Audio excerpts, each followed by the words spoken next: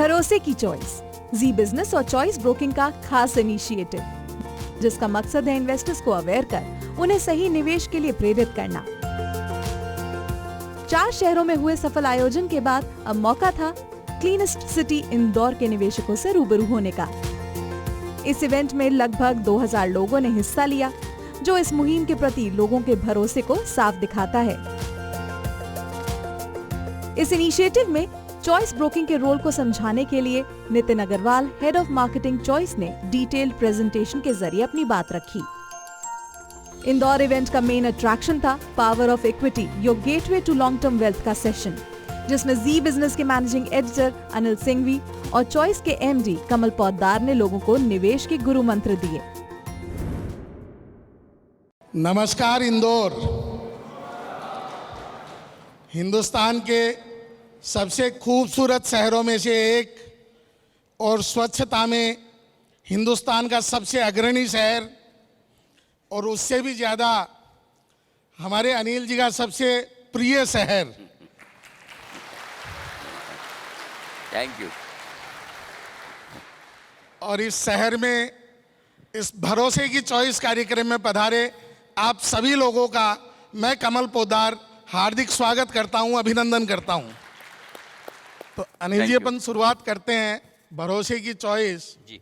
अनिल जी, अभी माहौल ऐसा है कि इक्विटी अपने ऑलमोस्ट ऑल टाइम हाई पे है जी, गोल्ड अपने ऑल टाइम हाई पे है, प्रॉपर्टी अपने ऑल टाइम हाई पे है, और दूसरी साइड ट्रम्प साहब, पुतिन साहब, इजराइल, ये सब भी अपने ऑल टाइम हाई पे हैं।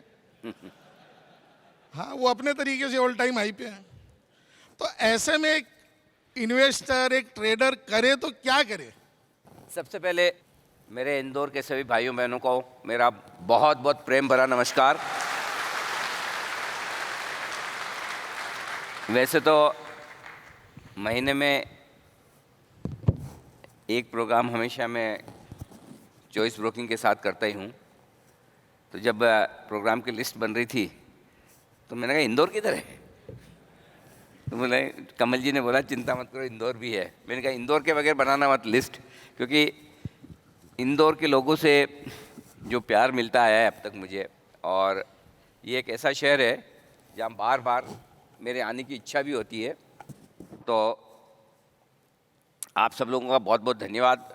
शनिवार के दिन शाम को बारिश भरे माहौल में अगर ये पूरा ऑडिटोरियम इतना पैक है तो इसका मतलब 2 ही कारण हैं, 3 भी हो सकते हैं। पहला कारण तो आप मुझे बहुत पसंद करते हैं।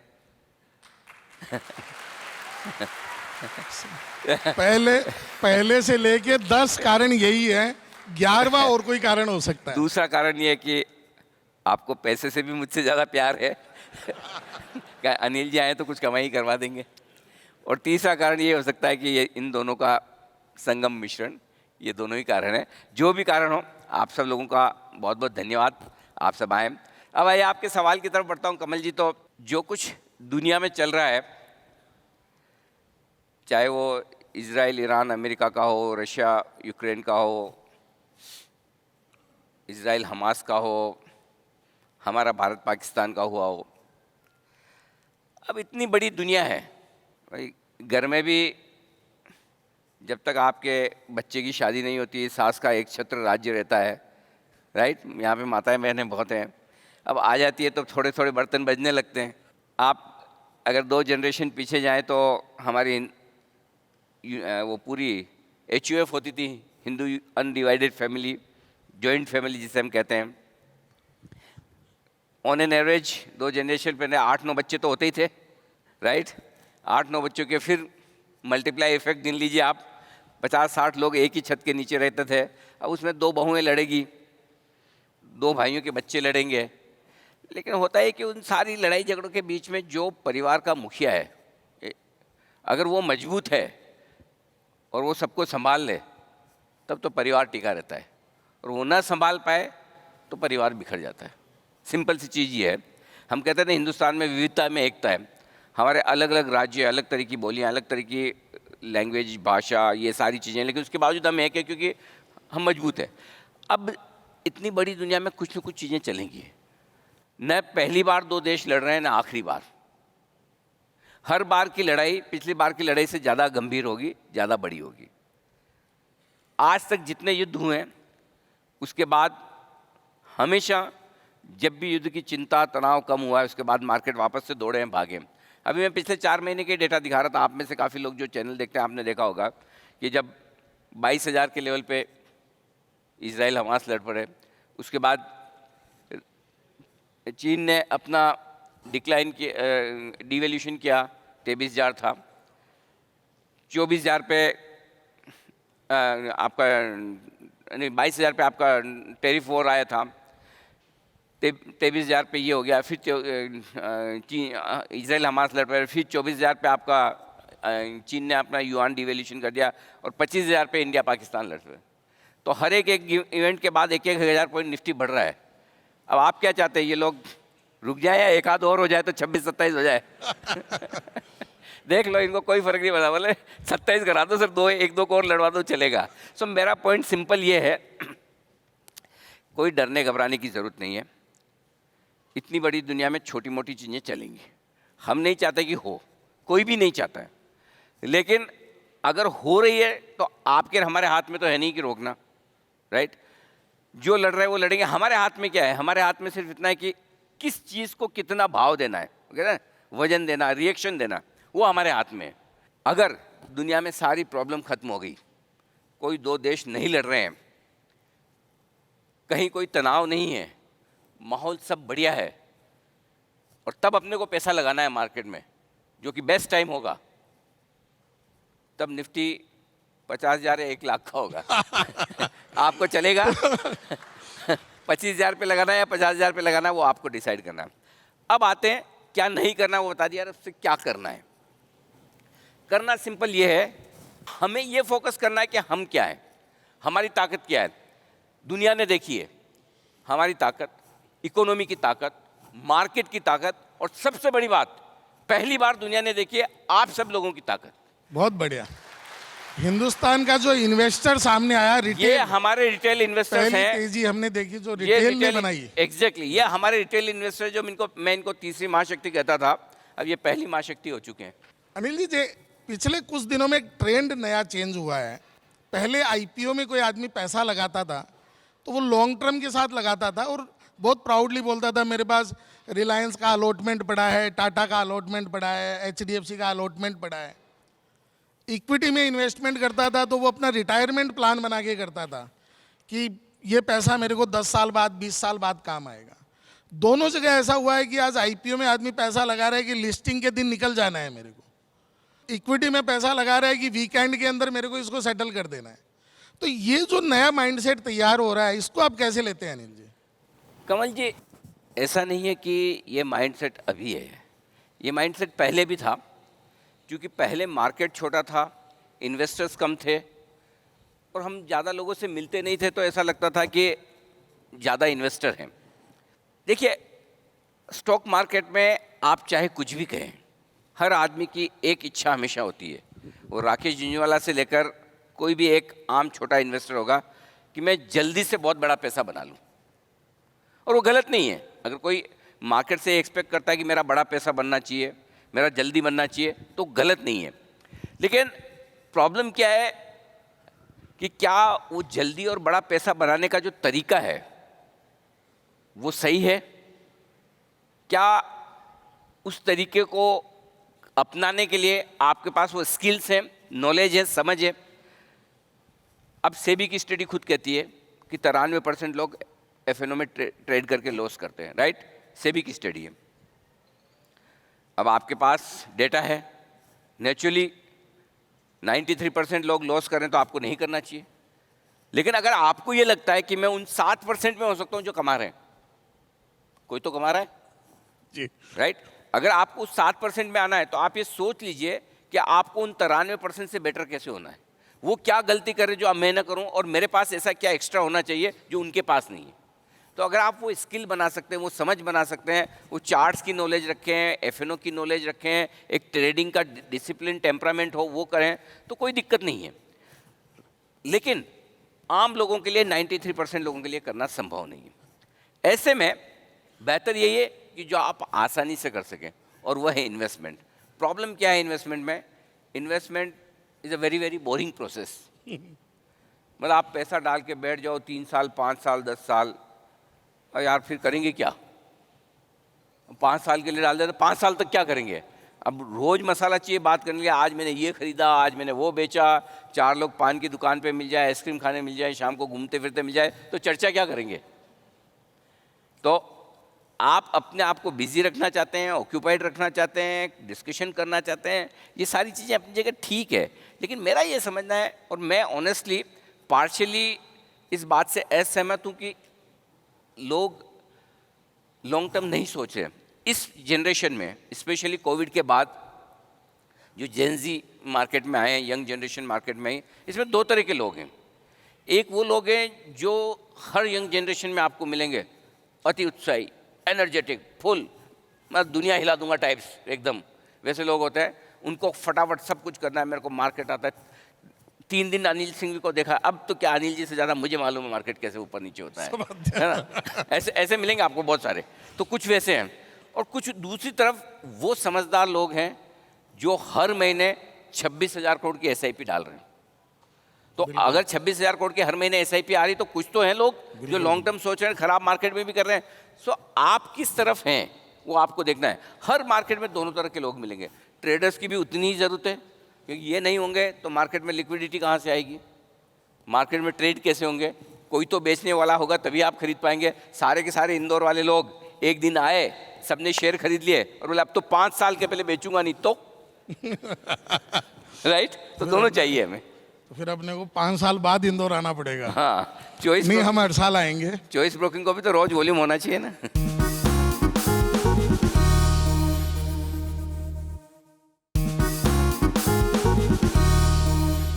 मैंने कल अनिल जी से परमिशन ले ली थी कि मैं पर्सनल क्वेश्चन भी पूछ सकता हूँ।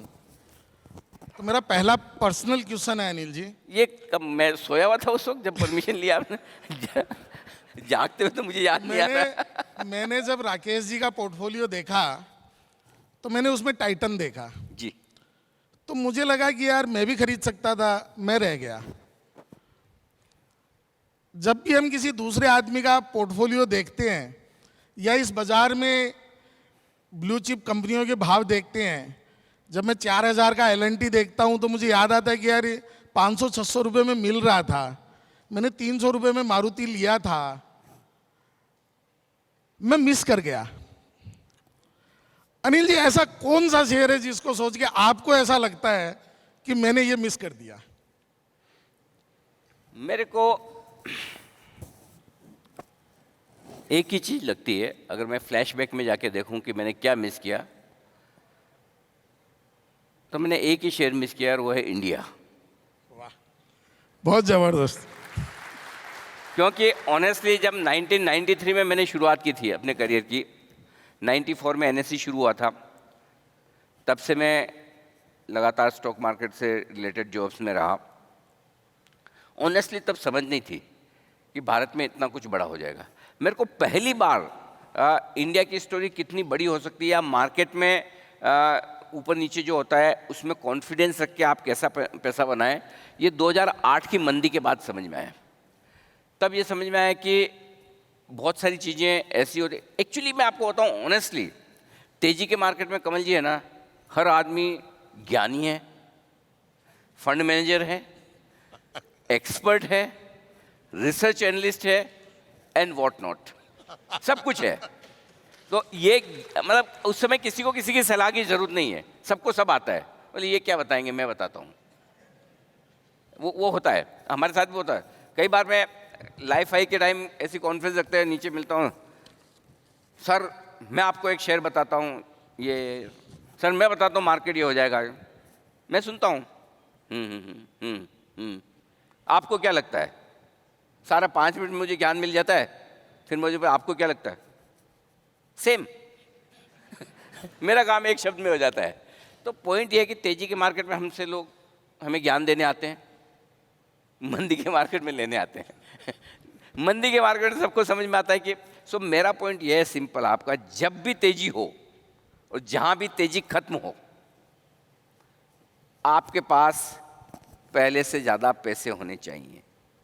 आपका पोर्टफोलियो पहले से बड़ा होना चाहिए, उसमें मुनाफा। और जब भी मंदी हो, मार्केट घट जाए, आपके शेयर तो घटेंगे, ऐसा तो होगा नहीं कि नहीं घटे, लेकिन आप में अनुभव और अकल पहले से ज़्यादा होनी चाहिए कि अगली बार मंदी आए तो ये नहीं करना है, और अगली बार की मंदी के बाद वापस जब तेजी बने तो ये करना है। ये चीज़ बहुत ज़रूरी है। सो तेजी के मार्केट में पैसा बनाइए, मंदी के मार्केट में ज्ञान कमाइए। अनिल जी, 1947 में जब देश आज़ाद हुआ जी, तो कुछ इंडस्ट्रीज ने देश की ग्रोथ में बड़ा पार्टिसिपेट किया, जैसे टाटा, बिड़ला, बजाज, एल&टी, आईटीसी।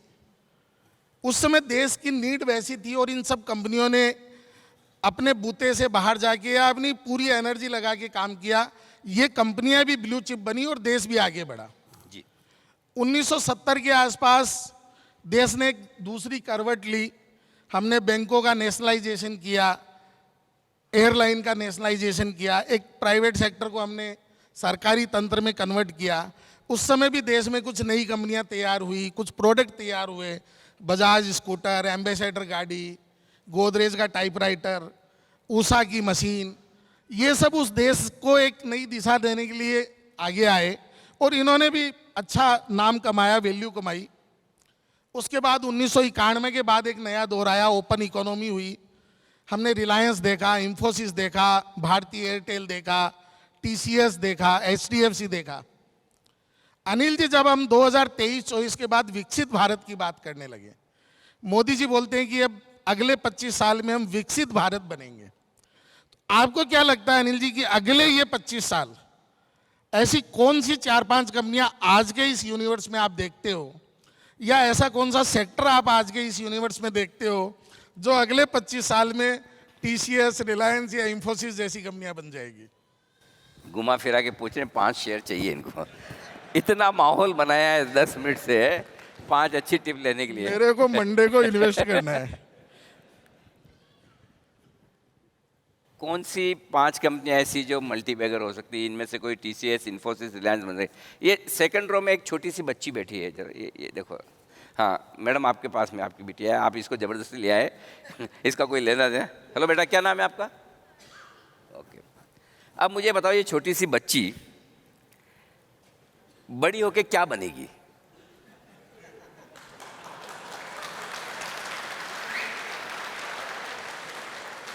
इनकी मम्मी को कब पता चलेगा कि मेरी बेटी पढ़ने में कितनी होशियार है, किस काम में कितनी होशियार है? छोटी सी बच्ची है, 4th-5वीं स्टैंडर्ड में आएगी तो थोड़ा समझ में आने लगेगा। जब सेकेंडरी स्कूल में पहुंचेगी 10वीं-12वीं में, तो थोड़ी और अंडरस्टैंडिंग आएगी कि इसका किस चीज़ में सब्जेक्ट, किस में रुझान है, पढ़ने में कैसी है। फिर ग्रेजुएशन करेगी तब और समय, पढ़ने में बहुत होशियार होगी तो आगे और कोई प्रोफेशनल डिग्री करेगी। और उसके बाद पता चला कि हॉस्टल में भेजा है कुछ, या तो बहुत ब्रिलियंट होके आएगी या फिर उतना नहीं करेगी।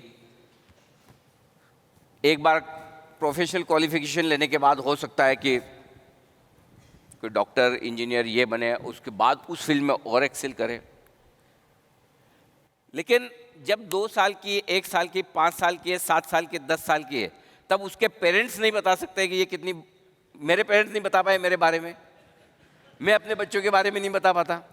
सो पॉइंट ये है कि अगला एचडीएफसी, अगला टीसीएस कौन सा बनेगा, ये बनने के बाद पता चलता है, पहले नहीं चलता। हम क्या करते हैं और मैं क्या करता हूं वो बता देता हूं। अगर मुझे लगता है किसी कंपनी में वाकई में ऐसा पोटेंशियल है जो 5 साल, 10 साल, 15 साल में एक एचडीएफसी या टीसीएस या रिलायंस या कोई भी कंपनी वैसी बनने की पोटेंशियल रखता है, अगर बच्ची पढ़ने में होशियार है तो उनके पेरेंट्स उसको बेस्ट ऑफ द एजुकेशन देने की कोशिश करेंगे, राइट? जरूरत होगी तो लोन लेंगे, बढ़िया से बढ़िया पढ़ाई कराएंगे, वो सब होगा।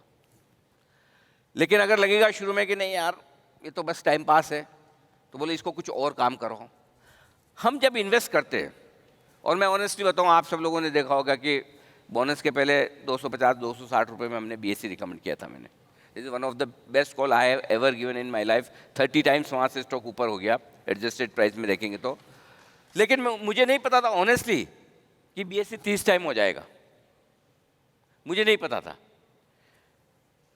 मैं तो सोचा था कि 2 गुना 3 गुना हो गया तो मैं कॉलर ऊंची कर लूंगा, मैंने क्या कॉल दिया है, राइट। लेकिन जैसे जैसे आप आगे बढ़ते हैं, आप देखते हैं कि मैनेजमेंट चेंज होकर किस तरह से बिजनेस मॉडल को बढ़ा रहा है, प्रॉफिटेबिलिटी कैसे आ रही है।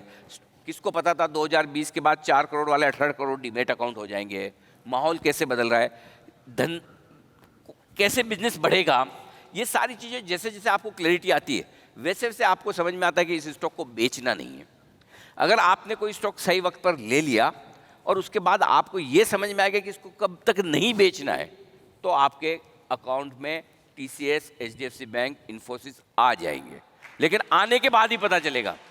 तो और आप 10-20 स्टॉक लेंगे, उसमें से कोई 1 या 2 निकलेंगे, करेक्ट। सो मेरा ये कहना है कि आप कोई भी शेयर खरीदें, उसको ये सोच के खरीदें कि मैं जिस बिजनेस मॉडल के हिसाब से ले रहा हूँ, जिस मैनेजमेंट के हिसाब से ले रहा हूँ, जिस परफॉर्मेंस के हिसाब से ले रहा हूँ, जब तक वो चल रही है तब तक मैं बेचूंगा नहीं।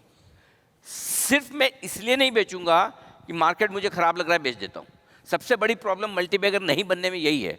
इनमें से काफ़ी लोगों ने लिए होंगे, इन्फोसिस लिए होंगे, TCS लिए होंगे, रिलायंस लिए होंगे, ऐसा नहीं कि नहीं लिए होंगे, लेकिन वो होल्ड करने का जो मन है ना, वो बड़ा चंचल है, शरारती है, नटखट है, राइट। वो आपसे बिकवा देता है। थोड़ा सा लगा, अरे अनिल जी बोल रहे थे मार्केट खराब होने वाला, पहले मेरे पास क्या है वो बेच दूं। तो वो जो होल्ड करने वाली जो अगर आपकी आदत हो गई कि अच्छे बिजनेसेस को मैं खराब मार्केट होने पर नहीं बेचूंगा, खराब बिजनेस को बेचूंगा, उल्टा होता है। अच्छे बिजनेस हमारे मार्केट खराब होने के पहले बिक जाते हैं और खराब बिजनेस अपने पास या खराब शेयर पड़े रह जाते हैं। पैनल डिस्कशन के बाद हमारे एक्सपर्ट पैनलिस्ट्स ने इवेंट में आए लोगों के सवालों के जवाब भी दिए।